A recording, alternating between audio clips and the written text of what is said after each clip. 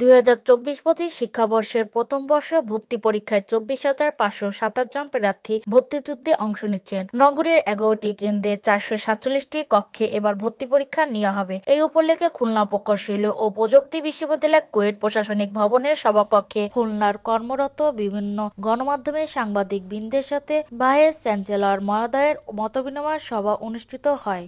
Vice chancellor কুয়েটের শিক্ষার সার্বিক উন্নয়নের প্রশাসন কর্তৃক গৃহীত গুরুত্বপূর্ণ কিছু পদক্ষেপের কথা উল্লেখ করেন। ঢাকাতে আমরা অক্টোবর নভেম্বরে আমাকে কয়েকবার যেতে হয়েছে মিনিস্ট্রিতে, ইভেন উপদেষ্টা প্রধান উপদেষ্টার সাথে পর্যন্ত রিকোয়েস্ট করতে হয়েছে, করে সর্বশেষ আমরা 1200 সিটের মেয়েদের একটা আমাদের হল হচ্ছে, ছেলেদের একটা 1200 সিটের হলের অনুমোদন করাইতে পেরেছি।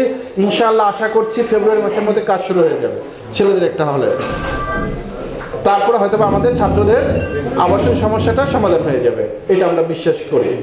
ভর্তি পরীক্ষা সুসম্পন্ন করার জন্য খুলনাবাসীকে সহযোগিতা করার আহ্বান জানিয়ে বলেন, ভর্তি পরীক্ষার কারণে খুলনার অতিরিক্ত প্রায় লক্ষাধিক মানুষের সমাগম হওয়ার সম্ভাবনা রয়েছে, তাই সকলকে যার যার সাধ্য মতন সহযোগিতা করার জন্য অনুরোধ জানান তিনি। খুলনার পুলিশ কমিশনার থেকে শুরু করে যা আছেন প্রশাসনে সবার সাথে, এনএসআই, ডিজিএফআই সবার সাথে আমরা এই বিষয়টা নিয়ে যে কিভাবে ওনারা ম্যানেজ করবেন। খুলনার সাধারণ জনগণ থেকে শুরু করে সবাই আমাদেরকে অনেক সহযোগিতা করছে, তাহলে হয়তো আমরা পারতাম না এত বড় একটা উদ্যোগ নিতে। উম্মে উমামা রাচ্ছি, ভয়েস অফ টাইগার।